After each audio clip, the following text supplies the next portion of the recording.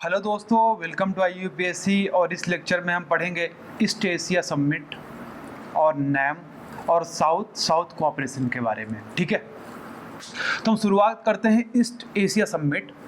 तो पहली बात आप देख लीजिए कि यहाँ पे साउथ ईस्ट एशिया का मैप है, जिसमें आप देख सकते हैं कि Indonesia, Singapore, Malaysia, Cambodia, Brunei, Vietnam, Thailand, Laos, Myanmar, Philippines. ये साउथ जो आसियान है, ये साउथ ईस्ट एशिया का हमारा रीजनल ग्रुप है, जिसमें 10 कंट्री है। ठीक है, तो आप आसियान में आपको पता होना चाहिए कि हमारे कितनी कंट्रीज हैं।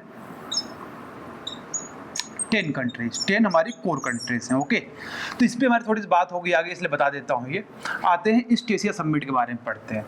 तो देखिए सर, जो ईस्ट एशिया समिट है, ये एशिया प्लस पैसिफिक रीजन में जो की चैलेंजेस हैं।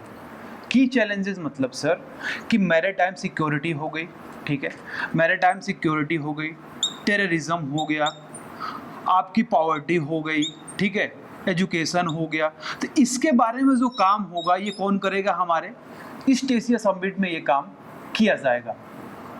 ठीक है, इंफ्रास्ट्रक्चर का डेवलपमेंट हो गया, ये सारे काम किससे किया जाएगा? ईस्ट एशिया समिट में किया जाएगा। तो सर ईस्ट एशिया समिट कब बनी थी? सर ये बेसिकली 2005 में बनी थी, और ये मलेशिया कोलालमपुर में इसकी पहली समिट हुई थी। तो मेंबर कौन कौन है इसमें? तो मेंबर पहले आसियान की जो हमारी कंट्रीज है, साउथ ईस्ट एशिया की जो 10 कंट्री है, plus India, China, Republic of Korea, South Korea, Australia, New Zealand, Russia और जापान, प्लस और सारी कंट्रीज है। आप विकिपीडिया पे चेक कर सकते हैं। तो मेन मुद्दा ये है यहाँ पे, क्या इंडिया इसकी मेंबर है या नहीं है? हाँ जी, इंडिया इसका मेंबर है। और कैसा मेंबर है? फाउंडिंग मेंबर है यहाँ पे। ठीक है, इसका फाउंडिंग मेंबर है। आसियान के बाद ही हमारा क्या बना? ईस्ट एशिया समिट हुई। आसियान के बाद ही हमारा ईस्ट एशिया का जो हमारा ग्रुपिंग हुआ। तो आसियान की पहले हमारी मीटिंग होती है, अब बाद में हमारा किसकी मीटिंग होती है? ईस्ट एशिया की हमारी जो समिट होती है, इसके बाद होती है। ठीक है सर, इसके बाद हम बात करेंगे कि अभी 17वीं समिट हुई है नैम की, मतलब नॉन अलाइनमेंट मूवमेंट की हुई है, जो हमारी 17वीं समिट हुई है। सर कहाँ पे हुई है? ये हमारी जो 17th समिट हुई है, वेनेजुएला में हुई है। कौन गया था पार्टिसिपेट करने के लिए? वाइस प्रेसिडेंट गए थे। क्या हमेशा वाइस प्रेसिडेंट ही जाते हैं? जी हाँ, इसमें वाइस प्रेसिडेंट ही हमारा कन्वेंशन है कि वाइस प्रेसिडेंट इसमें जाते हैं। लेकिन एक बार क्यूबा में जब 1979 में हमारा ये समिट हुई थी नैम की, तब हमारा चरण सिंह साहब जो हमारे PM थे, ये गए थे। ठीक है, तो जरा एक बार बैकग्राउंड देख लेते हैं हमारा नैम के कि क्या क्या बैकग्राउंड है। तो आपको पता होगा कि जो कोल्ड वॉर का एरा था 1945 में, जैसे हमारा सेकेंड वर्ल्ड वॉर खत्म होता है, तो हमारा वर्ल्ड सही मानों में 3 भागों में डिवाइड होता है। ठीक है, 3 भागों बोले तो पहला डिवाइड होता है हमारा NATO, North Atlantic Treaty Organization. दूसरा हमारा आता है वार्सोवा पैक्ट, और तीसरे को ये लोग गिनते नहीं है, उसका नाम है नैम। ठीक है, तो सर क्या था कि जो नाटो थी, ये जो पहले से इंडस्ट्रियलाइज कंट्री थी, USA प्लस वेस्टर्न यूरोप। ठीक है, वेस्टर्न यूरोप, ये लोग कहाँ पे ज्वाइन हो गए? नाटो में ज्वाइन हो गए। और बेसिकली इनकी आइडियोलॉजी कैपिटलिज्म थी। ठीक है, इनकी आइडियोलॉजी कैपिटलिज्म थी। लेकिन जो वार्सोवा पैक्ट साइन हुआ, ये हमारा बर्लिन में एक दीवार बनी, आपको याद होगा, और 1989 और 90 के एरा में उसको तोड़ी गई थी। तो जो जर्मनी को 2 भागों में डिवाइड किया, बर्लिन में एक दीवार बनी। बर्लिन के वेस्ट में इन लोगों ने नाटो ज्वाइन किया, और बर्लिन के ईस्ट में दीवार के उन्होंने वार्सोवा पैक्ट ज्वाइन किया। तो उसमें इसका लीडर कौन था? रसिया था। नाटो का लीडर कौन था? USA था। तो रसिया प्लस जो बर्लिन की दीवार ईस्ट में आए, उन लोगों ने क्या ज्वाइन किया? हमारा वार्सोवा पैक्ट ज्वाइन किया। तो आपने देखा कि जैसे 1945 के बाद जो कोल्ड वॉर का एरा चलेगा हमारा 1990 तक, तो आप देखेंगे सर कि इसमें 2 खेमा बना, नाटो का, वार्सोवा का। लेकिन आपको पता होगा कि उसी टाइम पे हमारा क्या हुआ? वर्ल्ड वॉर हुआ क्यों था? क्योंकि ये लोग अपनी कॉलोनी को बचाना चाहते थे। जितने भी इंडस्ट्रियलाइज्ड नेशन थे हमारे वेस्टर्न यूरोप के, इनकी अपनी अपनी कॉलोनी थी, उसको बचाने के लिए आपस में लड़ गए। तो आपस में लड़ गए तो फायदा तो किसी का नहीं हुआ, लेकिन जिस पे इनकी कॉलोनी थी वो टूट टूट कर अलग होना शुरू हो गई, मतलब न्यूली इंडिपेंडेंट नेशन बने। अब जो न्यूली इंडिपेंडेंट नेशन बनेंगे, और उस समय आप देख सकते हैं कि कैपिटलिज्म हावी चल रहा था, क्योंकि पैसा था इनके पास, सबको लूट कर इन्होंने पैसा जमा किया था। तो इनके पास ऑप्शन था, जो हमारी न्यूली इंडिपेंडेंट कंट्री थी, इनके पास ऑप्शन था कि सर या तो वो नाटो को ज्वाइन करें या तो वार्सवा को ज्वाइन किए।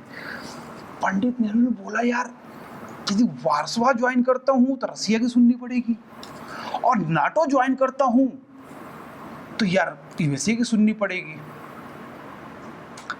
तो पंडित जी इंडोनेशिया, इजिप्ट, घाना, यूगोस्लाविया, ये 5 कंट्री मिलकर बोला हमें किसी की नहीं सुननी है, हम नॉन अलाइनमेंट मूवमेंट, ठीक है, हम किसी की तरफ नहीं जाएंगे, ना वार्सवा की तरफ जाएंगे ना हम नाटो की तरफ जाएंगे। तो जो उस समय का वेंडेटा था, उस समय की जो इशू थी कि वार्सवा में जाएंगे तो अपने कंट्री की मेनली बात ये थी ना कि कोई भी कंट्री को सोवरेन होना बहुत जरूरी है डेवलपमेंट करने के लिए, फ्रीडम होना जरूरी है, सोवरेन होना जरूरी है, पीस होना जरूरी है, यूनिटी होनी जरूरी है। तो ये दोनों में कहीं जाते तो इनकी पीस गड़बड़ाती, सोवरेनिटी गड़बड़ाती। इन्होंने इसलिए पंडित जी ने बोला कि नहीं सर, हमें कहीं भी नहीं जाना, हम अपने आप से डेवलपमेंट करेंगे, अपनी प्रायोरिटी हम खुद सेट करेंगे, हमारी प्रायोरिटी नाटो सेट नहीं करेगा, वार्सवा पैक्ट सेट नहीं करेगा। तो वहां से हमारा क्या बन गया, नैम बन गया। 5 फाउंडिंग मेंबर थे, इंडिया, इंडोनेशिया, इजिप्ट, घाना, यूगोस्लाविया। अब देखिए अभी जब हमारे 17 समिट हुई है हमारी नैम की, इसमें एक चीज और देखेंगे, क्या इस समय नैम, इस समय के जो हमारा कंटेम्परेरी एरा चल रहा है, इस समय नैम को इंडिया को अपना मेंबरशिप छोड़ देना चाहिए या रखना चाहिए, ये सवाल पूछा जा सकता है। तो इसके बारे में देखेंगे हम। तो सर हाईलाइट जो हमारा 17 सबमिट हुई है, इसका क्या क्या हाईलाइट्स है। तो साहब गए थे हमारे वाइस प्रेसिडेंट साहब, तो इन्होंने एंटी टेररिज्म की बात करी कि जो 120 कंट्री हैं इसमें, ये कंक्रीट एक्शन करें ताकि हम कम्बैट कर सकें टेररिज्म को, कम्बैटिंग टेररिज्म को खत्म कर सके। पहली चीज टेररिज्म की इशू बात करी। दूसरी चीज उन्होंने बात करी कि यूएन का रिफॉर्म करिए, मतलब रिफॉर्म किसमें करिए, जो परमानेंट मेंबर है ना यूनाइटेड नेशन सिक्योरिटी काउंसिल में, जो 5 परमानेंट मेंबर हैं, इनमें रिफॉर्म चाहिए। रिफॉर्म क्यों चाहिए, इनकी जो क्राइटेरिया है यूएनएससी में जाने के लिए कि वहां पे एक डेमोक्रेसी होनी चाहिए, इंडिया के पास डेमोक्रेसी है, ठीक है, एक लार्ज इकोनॉमी होनी चाहिए, बिल्कुल है, ठीक है, एक साइजेबल पॉपुलेशन होनी चाहिए, वो भी है। तो यूएनएससी में क्यों ना जाएं।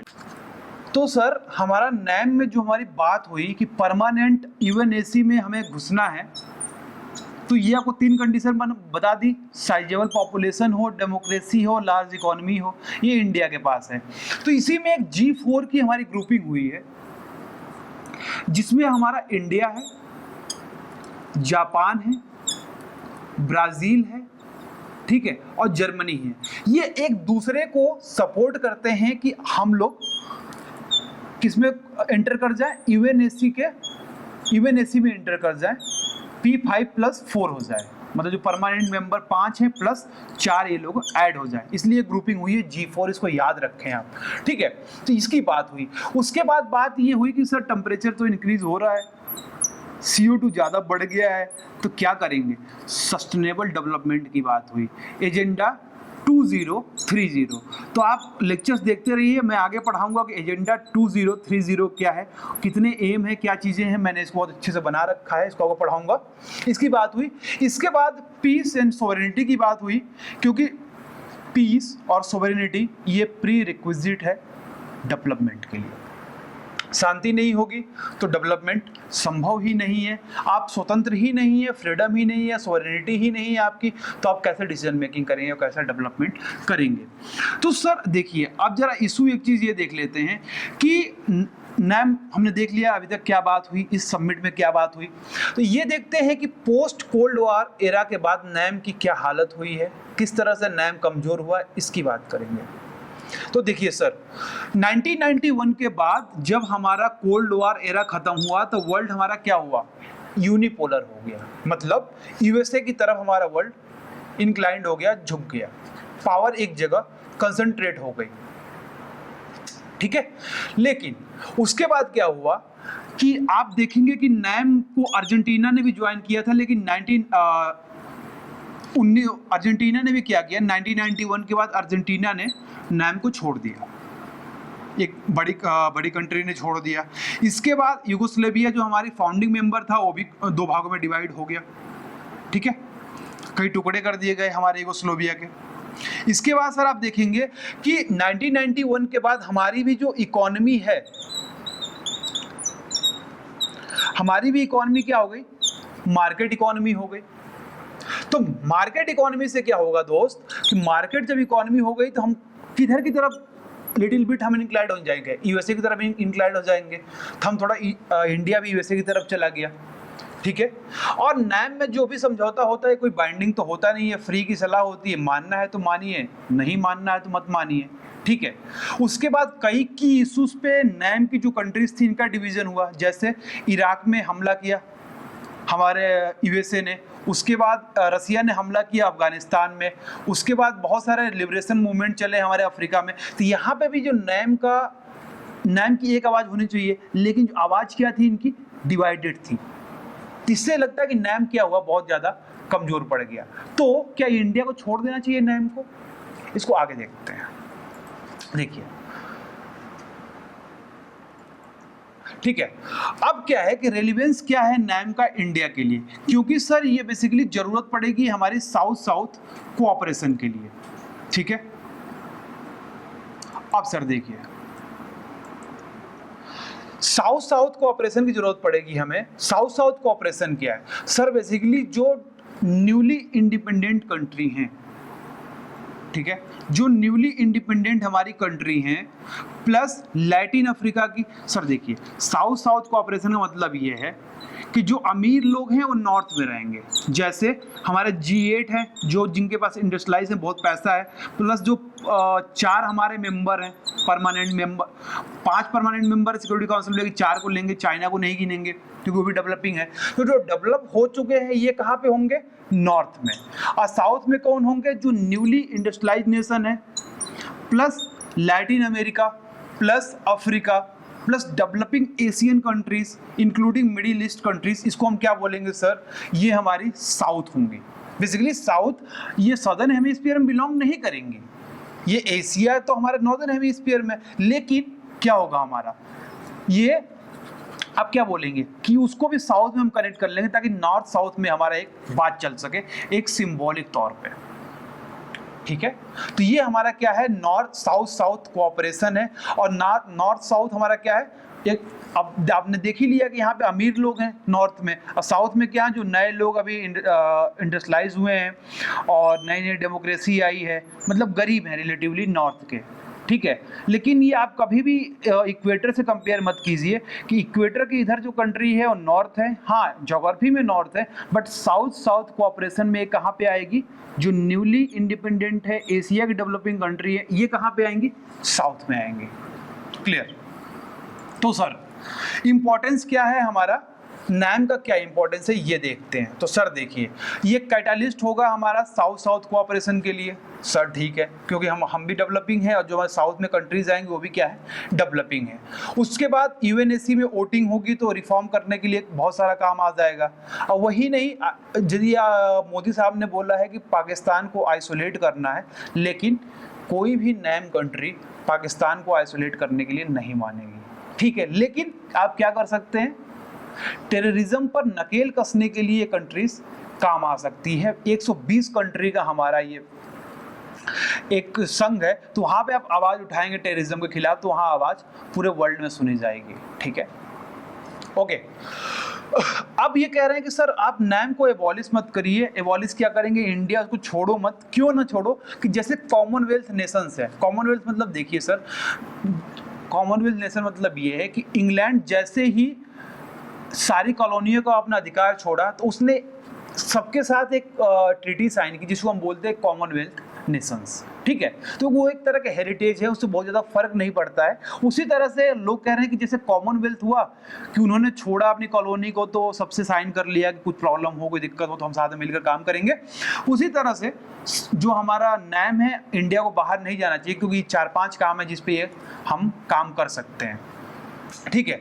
और वे फॉरवर्ड ये होगा दोस्त कि अफ्रीका भी चेंज हो रहा है, तो साउथ साउथ कोऑपरेशन बहुत सही काम करेगा। अफ्रीका में इन्वेस्टमेंट इंडिया से जाएगा, तो इंडिया भी क्या होगा, हमारा डेवलप होगा। और वहाँ पे हमारा हाइड्रोकार्बन भी प्रेजेंट है हमारा साउथ अफ्रीका में, तो वहाँ से हाइड्रोकार्बन जो हमारे एनर्जी की रिक्वायरमेंट है अफ्रीका से आ सकती है, ठीक है।